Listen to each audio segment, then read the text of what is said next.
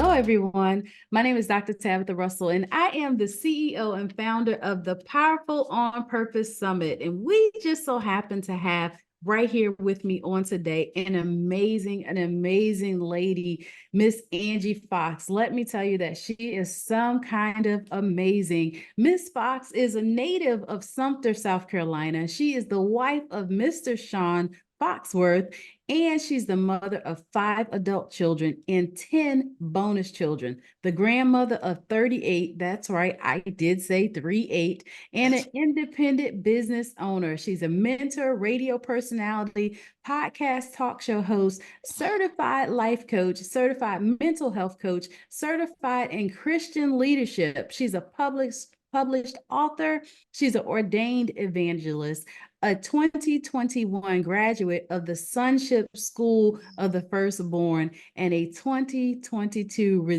recipient of Who's Who in America.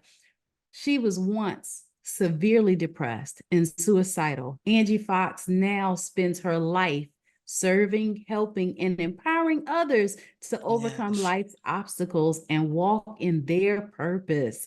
Since her complete deliverance in 2012, Angela has written a book, From Suicide to God's Side, which chronicles her 17-year journey from depression to suicide to deliverance.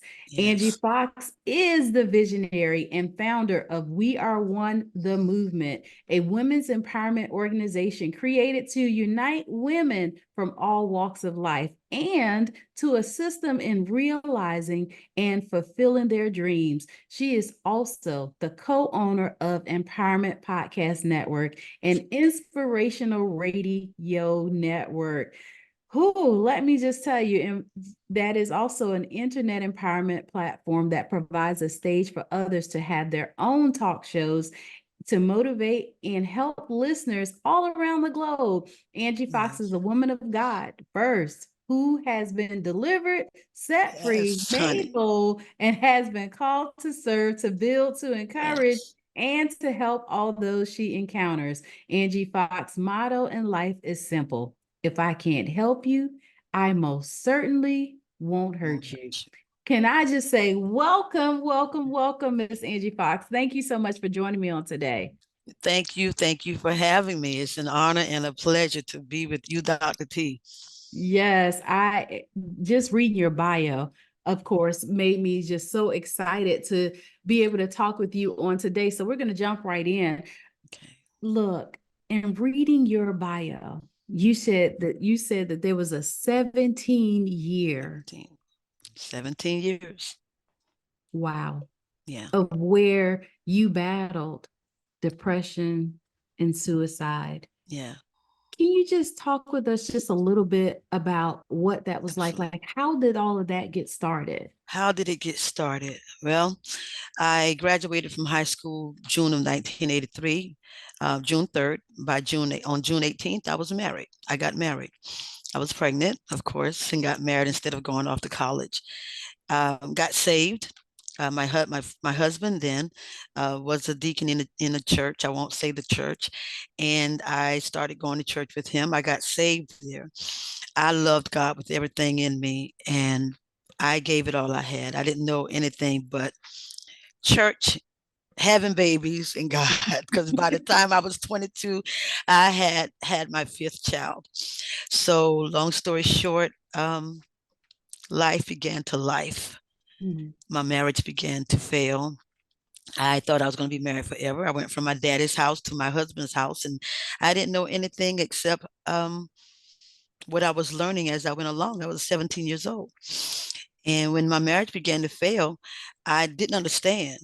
So because everybody loved my husband because he was a man of God and he kept his family in church, and everyone, including my dad, loved him, I figured if he didn't want me anymore and my marriage failed, it must be something wrong with me. Mm-hmm. So a lot of negative thoughts I began having. I didn't know how to cast them down or to question them. I just embraced them.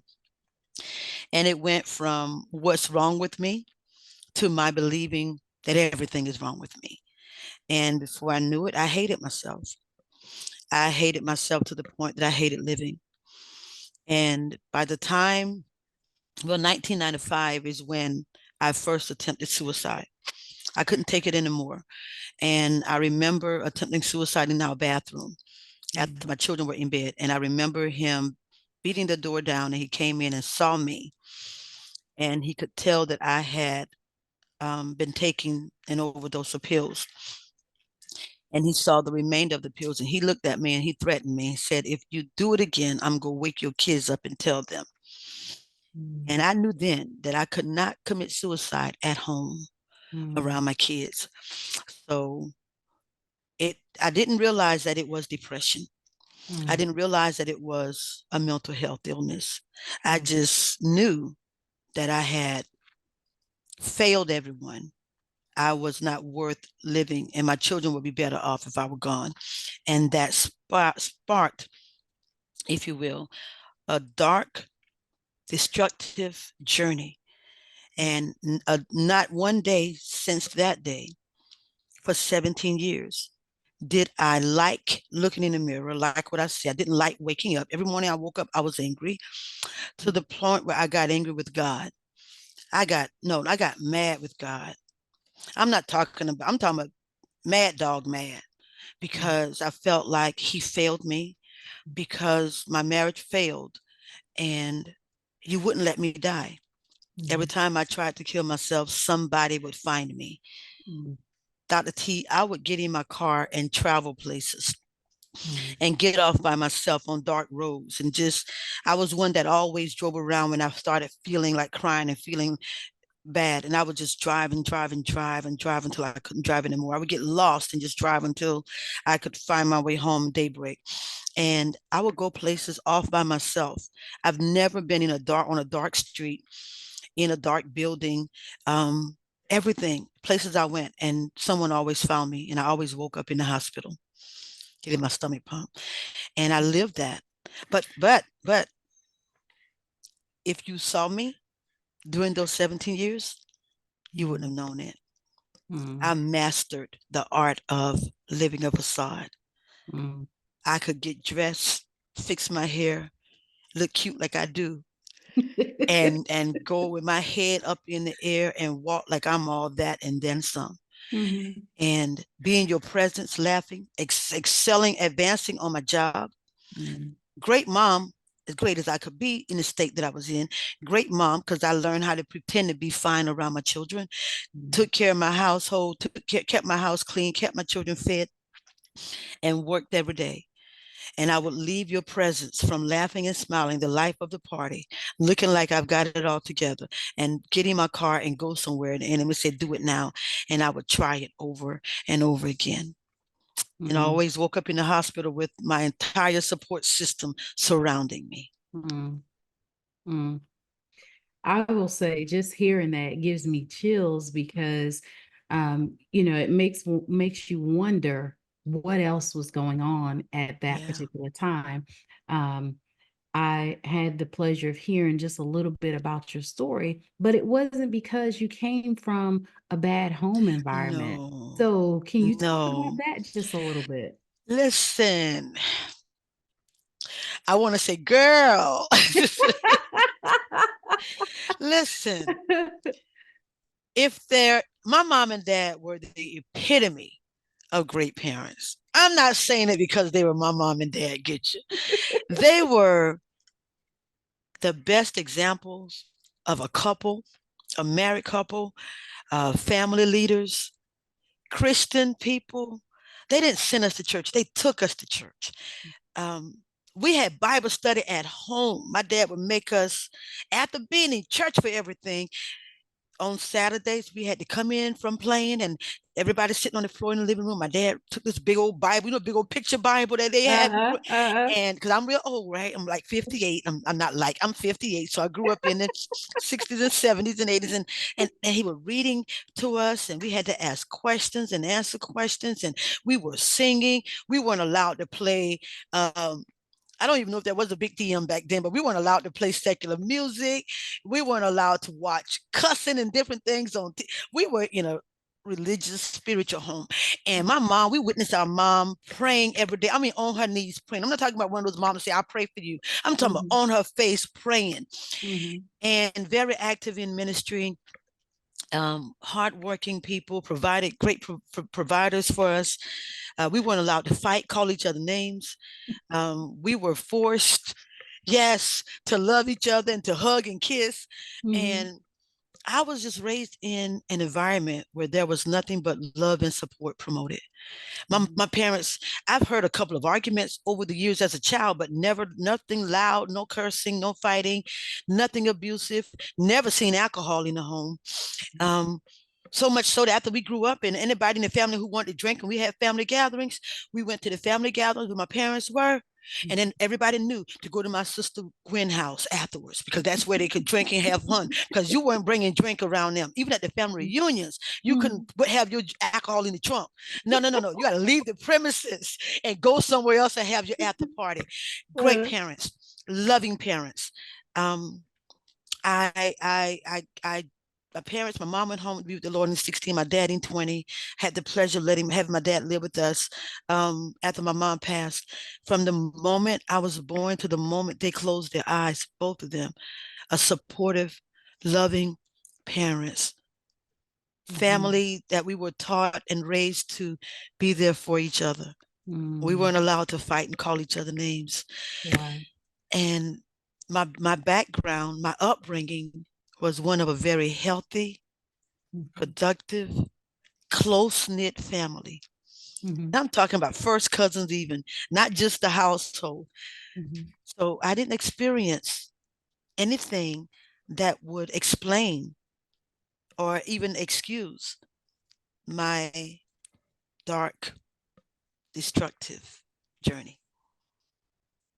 I will say that that in itself leaves me just a little speechless, right? Because I couldn't imagine what you went through during all of those years. However, you've since turned it like all the way around. Like All the we're way not talking around. about 360 because you didn't go back at the Go back. same place, but you Mm-mm. did a 180 in a different direction. So now Yes. you're coaching, you are helping others to now find their purpose and find their reason for living. Talk with me just a little bit about what made you become a coach now. That's a good question. And I'm going to tell you what the answer is. Um, the answer was simply a selfish reason for that. It was after, once I got delivered from the mindset, and accepted my deliverance and started understanding what God said about me. And the last time that I committed suicide, because see, I died once. I actually committed suicide once. And after that, you would think I stopped. I didn't. I was angry because I survived. God brought me back. Mhm. So for the next few years, from 2007 to 2012, I was still trying to kill myself constantly. So when the last time I did it, it was 2012, early 2012. And that's when I had to make a choice to live or die. And I began to apply the word of God as I learned it. That's in my book. That's a whole nother story, right? So what triggered, or what caused me to become a coach? After I received my deliverance, I remember testifying, not testifying, but being in Bible study, and a young lady came in that we had never seen. And I remember seeing her walk in and sit to the back of the church. And the pastor was on the floor teaching that night about forgiveness and the dangers of walking in unforgiveness. And I stood up and said, Pastor, she's suicidal. I saw it. Mhm. And it stopped the Bible study, and I began to minister to her. He turned it over to me, and I began to minister to her. I didn't know I was ministering at the time. I was just sharing my testimony with her so Mhm. that she could come out of it, to let her know I understand where you are. Mhm. My parents were there. And when I shared my testimony, my mom and dad sitting in front of me turned around and said, who are you talking about? Just all out loud. And Mhm. I said, myself. So Mhm. that night is when the pastor looked at me and he said, after Bible study, write the book. Mhm. And I went home and I called a friend of mine in a brother in ministry in Atlanta who has a publishing company. I didn't know you then. And I told him that I was going to write my book. He said, I got you when you write it, sis. And he sent me a format. So I went in my office because by this time, Dr. T, I had turned one of the extra bedrooms into my office. And I'm pointing because it's that way. And that room, I had already seen the War Room, the movie War Room, and I had literally placed prayers. I learned to write out my prayers and make declarations. And every wall in the entire room was covered from the floor as high as I could reach to the top of the wall, each wall. My husband said, please don't come out in the hall. So I have that room covered with prayers and scriptures. And one wall, look where God brought me from. And on that wall were pages from all of my journals that I learned to journal in counseling when I was going through my depressed and suicidal thing. And I had them taped to the wall. And I remember they were in arm's reach of the laptop, the computer, my desk. And I remember I sat down one day and I started pulling notes off the wall and typing them. And it became my book. And when I got the book, Dr. Pleasant said to me, I'm sorry, I didn't know what to call him. My publisher said to me, when your book comes out, people are going to consider you an expert in that area. Nah, never. And I started getting calls from all over the place, different states and all, to come and speak about my book, this book. In the midst of doing that, people are telling me I'm selling out of books left and right, and people are telling me how my story is helping them. I did not know that my three daughters, the three that I birthed, not my three bonus daughters, but my three daughters that I birthed, were each dealing with suicidal thoughts. They each crying to me at different times and telling me what they're going through. And one of them said to me, Mama, you're delivered now. You can help everybody else, but you can't help me. You don't even know that I want to die too. And I did not know that each of them had attempted suicide before. I didn't know it. I couldn't see it.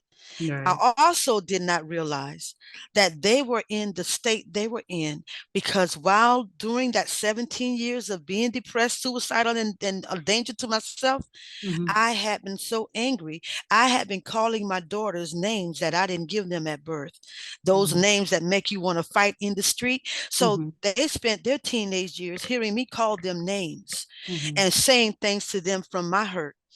And I didn't know I was chipping in at them, away at them, and destroying them.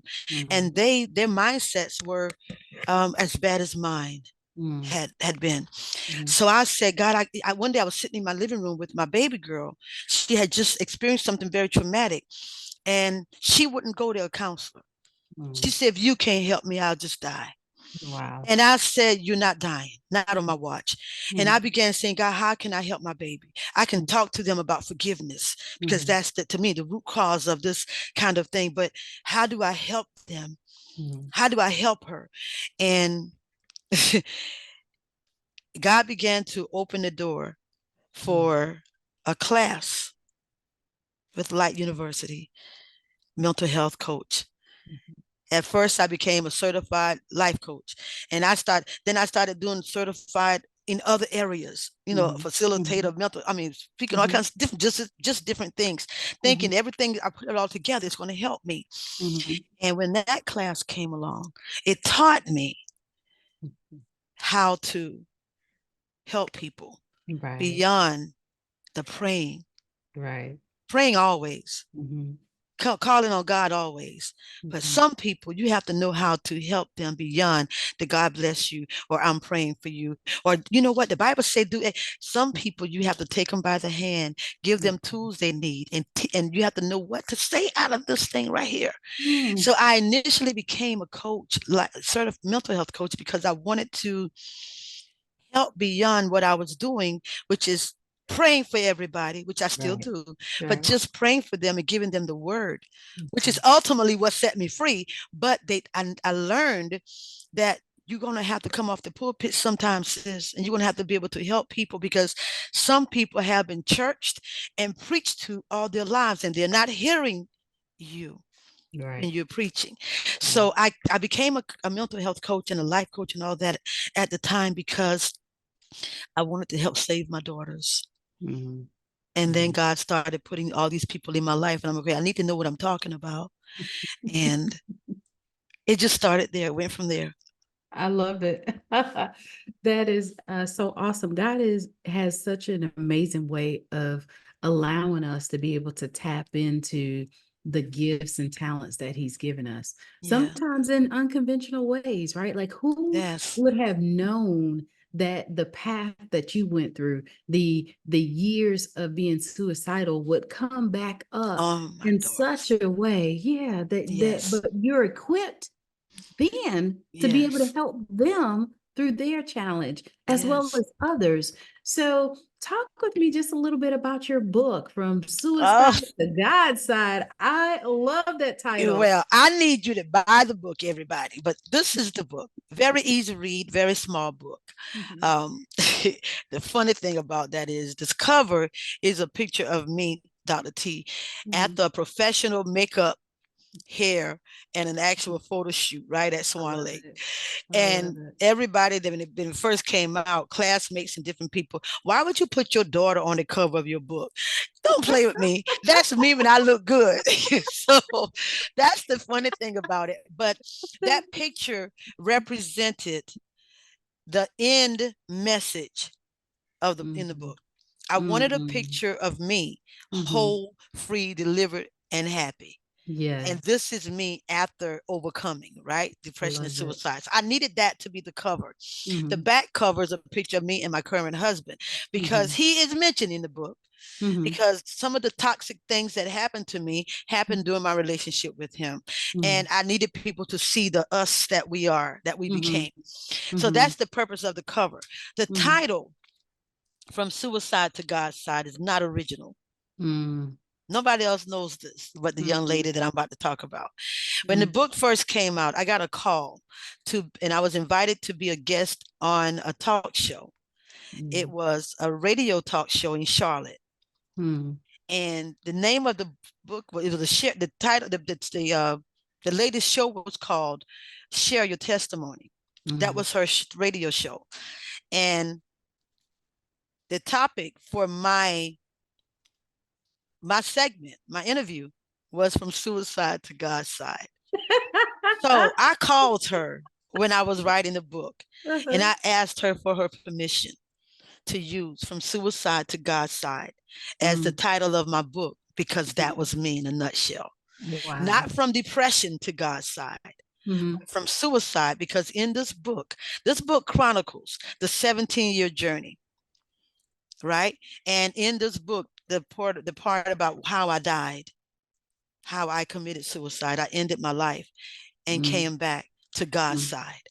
And if and when you read this book, when you read mhm, this book, and mhm, if you're an English scholar or smart like Dr. T or anything, and you know words, you know writing, you know style, you would say, this chick knows nothing about writing styles. What was she thinking? mhm, Because there is no style. I mhm, asked the publisher when I sent my book in, please do not have your editing department change mhm, anything, check for grammatical errors, spelling errors, and that type of thing. Please mhm, do not change it. Do not correct mhm, anything because this book was written the way it happened. mhm. And what I mean by that is, like for instance, this page, you might Mhm. see so many spaces between Yeah, paragraphs or lines. yeah. What that indicates is those are days that I didn't try to kill myself. There may Mm, have been sometimes that may have been 2-3 days when mm, I didn't try to kill myself. mm, Nothing can happen. Nothing needed to happen to trigger it. I mhm, didn't need to get upset with anybody to say, I'm going to show you. It could just snap just like that.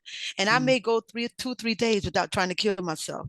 And then all of a sudden I try. So the way it was written, the way I had it on my wall, the way I wrote it in my journals, mhm. I wrote it that way. But nobody understood what I was doing but me. So when I Wow. wrote it in the book, I wrote it the way I had it on my wall Mhm, because it showed me those are the times that I didn't attempt suicide. And I needed it to stay that way.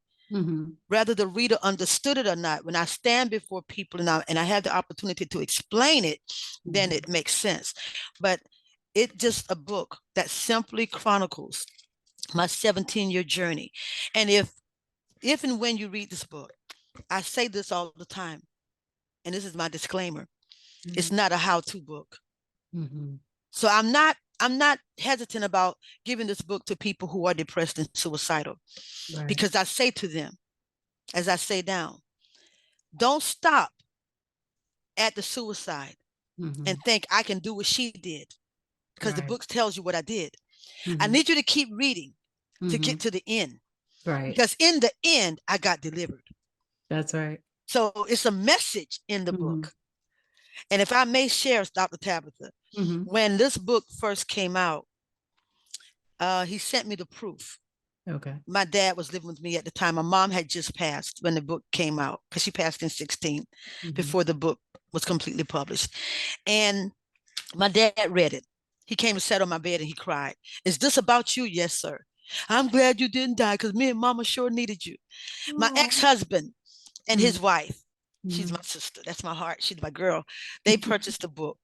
When he read it, he called me Mm-hmm. crying and Mm-hmm. apologizing for not being the man of God that I needed in my life when we were married. I Mm-hmm. said to him, boy, if you think that book is about you, you missed the whole point. Read it again, because that book has nothing to do with you. It's the Mm-hmm. message. Read it for the message, because it's not what you did to me. It's what I Right. started to believe about myself that Mm-hmm. caused me to become suicidal, not you. When Mm-hmm. my husband, my current husband, came home because he travels for his job, and he read it, he laid on my, I was laying in bed one day after he read it. He came and laid on the bed and laid his head in my stomach. And he cried and apologized. Baby, I'm Mm-hmm. so sorry, because some of that stuff I did to you and I didn't understand. I said, boy, if you think that book is about you, you missed the whole point. You need to go back down the hall and read it again and read it for the message, because that book was not about you. That book was about Yeah. what I started to believe about myself instead of what God said about me. Read Right. it for the message, because I got delivered. Mm. And hey, that's it. Wow. You are so amazing. Thank you so much for sharing that with us, because a lot of times when you send books to publishers, right? The first thing we want to do Change it, is make correct it. sure that we change it just a little bit, right? Like we put the professional pop on it. But I like that you stood up for Yeah. that and you wanted it to be authentic in the Yes. sense of it has meaning in the way that you put it out there and you put it Yes. together. So, what's next? What do you What's have next next? coming up? Yes. Well, the first thing that I would like to say that's next is simply this. Well, not simply this. This is a big deal. This is something like a big deal. After speaking so many different places about my book, and I've sold out 3 different book signings, and I've sold hundreds of these books, and I would get calls from people that ask me, how do you stay free? So I remember being in Warren Robins, Georgia, at a women's conference, and I was one of the speakers. And I spoke on the message God gave me, never came out, because God had me speak on overcoming depression. I Mm, went there to preach. He went there to talk about helping, not realizing that this room filled with women, even grandmothers as old as 80 years old, some of them in church saying amen, and were dealing with depression. mm, So at the table at the end of the service, um, no, at the end of my speaking, some of the people were lining up to get the book. No, lining up to shake my hand and talk to me in the room. The book was out in the hallway, and they were talking to me, and several people were asking, how do you stay free? How do you stay free? How do you stay free? How do you don't go, how you keep from going back to being depressed and suicidal? So while I'm talking to them, and by the time I got outside to the hall, to the table where my books were, God said, don't sell one book, sign them and give them away. mm, And now write the story. mhm, So he said, put it, he said, now put it in a book. And I'm mhm. like, God, you want me to write another book? I'm not an author. You know, I don't do that. I talk. And all he said, write the book. So I was on the phone talking to one of my childhood friends from when we were 3 years old. We've known each other all of our lives. And I was sharing that with her. And she said, make the next title of your book Life After Suicide. I said, girl, flesh and blood didn't reveal that to you. That was strictly from God, honey. And I remember putting it in my phone, in my notes. The next book will be Life After Suicide. So I remember writing the book in 2018. I wrote 3 more books after this one. And the first one I wrote was Life After Suicide. And it's been sitting on my computer. And I never sent it in to be published. Wow. And I'm like, I can just use it when I'm speaking. But God said to put it in the book. So I knew I had to get it published. So I am proud to say that, is it 2, maybe 3 weeks ago, I emailed my book to my new publisher, and yay, Dr. T. And she is working on it. That's you, Queen. And she is getting it published, and it's Life After Suicide. And that book is not about me. That book says all the things that God gave me, what I experienced, and how I stay free. And one of the main ways is to just declare it out of your mouth. Our words have power. Just like our minds have to be renewed, we have to learn what to say out of our mouth so we can have the life that we want to have.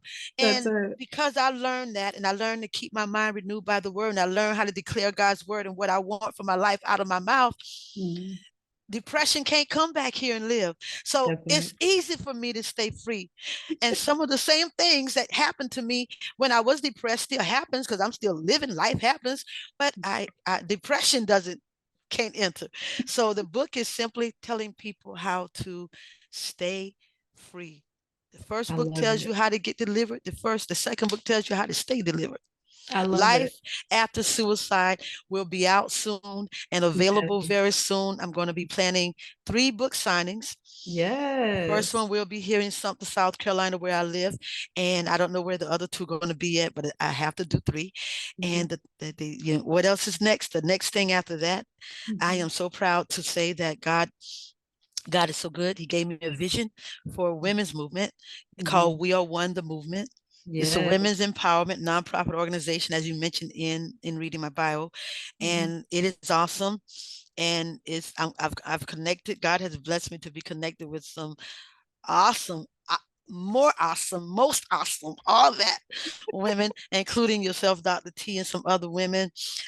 We have connected, and We Are One, the movement is everywhere. We're moving. I call it international, not just national, because we do have a We Are One, the movement in South Africa. Sierra Leone, South Africa, young lady from South Africa contacted me and asked, can she call her in her village? She wants to do what we're doing. And she's a part of We Are One, the movement. And she started in a little semi-organization, a little organization there with the young women in her village. And she calls it We Are One, the movement. And she says, get your passport ready, because one day you and your lady's going to have to come here and help us. So because We Are One, the movement is doing awesome things, and we're all about bringing women together, women from all walks of life. We don't care about titles. We don't care about positions, degrees, none of that. We come together and we support one another. We promote one another. We build and lift up one another, and we come together and help each other to live the best lives that we can and have what God says we can have. It's all about empowering women to be their best selves. So We Are One, the movement. We'll be having our first women's conference called Women's Empowerment Conference.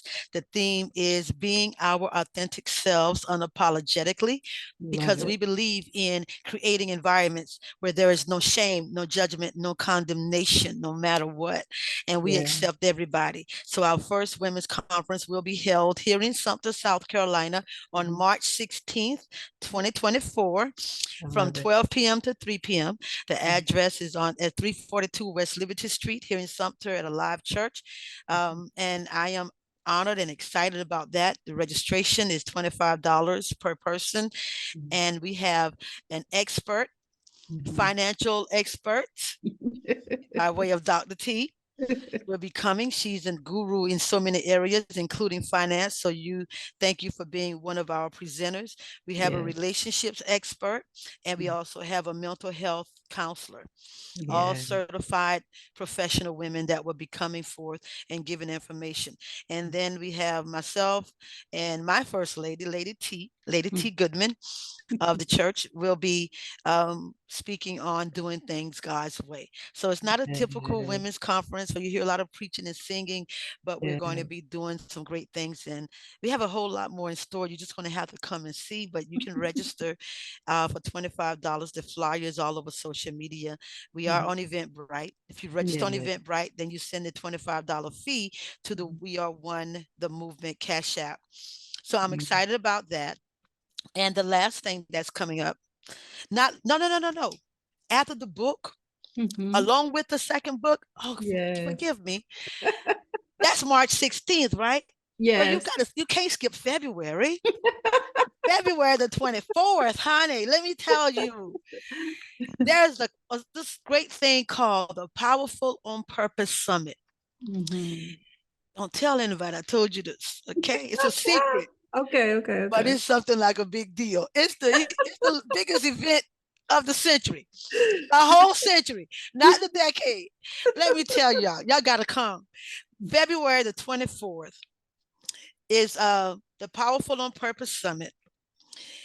If you haven't heard about it, well, you've heard about it. Just be Mhm. there. It's in That's right. Columbia, South Carolina. Mhm. Um, February the 24th.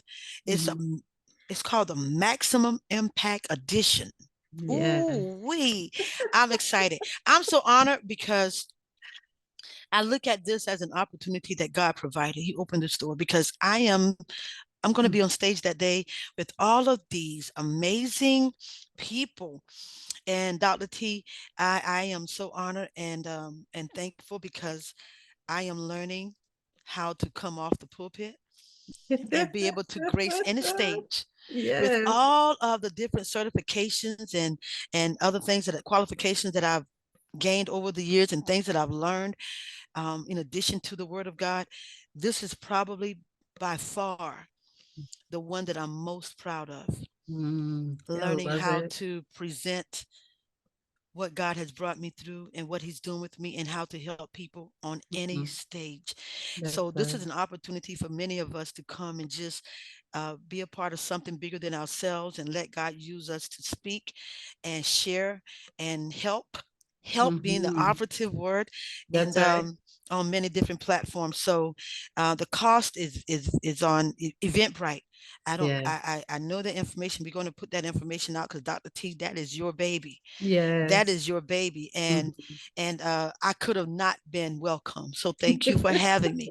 But I thank God for opening the door and bringing us together so that Mhm. I could be privy to such Mhm. an awesome um, movement Thank you. experience that God is using you with. And the other thing that's coming up soon is in April. Mhm. April 27th, myself and another young lady, we are having an author's books and brunch. And when I got Yes. the call asking me to do this, I was like, okay, yeah, I guess I can do that. I can make time for that. And I was sitting right here where I'm sitting now. And it was like, it's almost like God said, okay, you real funny. You want to do an author's brunch. This was before I sent my book in to be published. You want to do an author's brunch and you sitting on a book and won't even send it in. And Mm. that's the same night I sent it in. I was like, okay, I'm going to have this book published before this author's brunch because I am not going to play with this. That's So right. the author's brunch is an opportunity for authors and those who want to be authors. And I believe every single one of you have a book in you. That's You've right. experienced life. That's a book. That's right. And if you're waiting to write and want to know how to write or wanting to write or you've written and never been published, we've got the best publisher in the house. I love it. We're going to have all of her information with her publishing company and help you go from A to Z. And it's only $25 for an author's table and Mhm. $10 admission, just $10 admission for everyone else.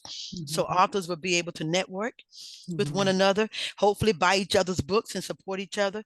Authors will be able to read excerpts from their book or books and Mhm. tell their stories of how their books came about and also sell their books. So we're Yeah. looking for every everybody to bring their books and sell out before they leave, and That's in right. turn increasing their Mhm. customer base. So that's what Yeah. it's all about, helping everybody to grow, because Yeah. there's room at the table for all of us. I love it. I Yes, love it. I love it. It sounds like you are booked and busy. busy. So that is awesome. Well, I just want to say that it has been an amazing pleasure talking with you on Thank you. today, just learning about your journey, how you have turned that into a cycle of where you now help to coach and Yes. train people in their challenges, but more importantly, how to come out victorious. Yes. And I love, love, love that you're using your platform. We Are One the movement to help women around the Yes. world Absolutely. internationally. And Absolutely. so that to me is just an honor to know that, you have taken such a situation that could have been something else, and Yes. you turned around and you just gave it to the Lord, and now He's using it for His glory. So thank you so Absolutely. much for joining me here on today. How is it that people can find you and follow you? Oh, that's easy. I am on Facebook, Angie Okay. Fox. Mhm. Getting ready to launch a new show called The Angie Fox Show. So you can find me on Angie Fox. That page talks about the journey, Mhm. helping people. Mhm. Also, We Are One the Movement. Yes. We have our own page. You can find us there. Mhm. We have another page called Women Inspirational Radio. You can Mhm. find me there. You can Mhm. find me on TikTok. I'm learning about TikTok, girl. I'm on TikTok. I'm Angie Fox on TikTok. Mhm. Instagram, I think I am Angela Goodman Foxworth. Okay. No, no, no, no, no. I think I am Empowerment Podcast Network I love it. on Instagram, Okay. Empowerment Podcast Network. You can call me. My phone is free. My phone is open to the public. My husband understands that this is life, this is business, this is personal, and everything encompasses in one. So I Yeah. am my phone number 803-295-1001, Mhm. 803-295-1001. Or you can email me at A Goodman Foxworth 30 at gmail.com. I love it. Well, thank you so much for joining me here on today. It has been a pleasure. I look My pleasure. forward to having you back on the show. I can't wait to hear you at the Powerful on Purpose Summit, I'm as well as excited. I'm going to be there at the Women's Conference and Yes. all of that. So I cannot wait. Thank you so much once again. And it has been a pleasure. Thank you for having me. Thank you.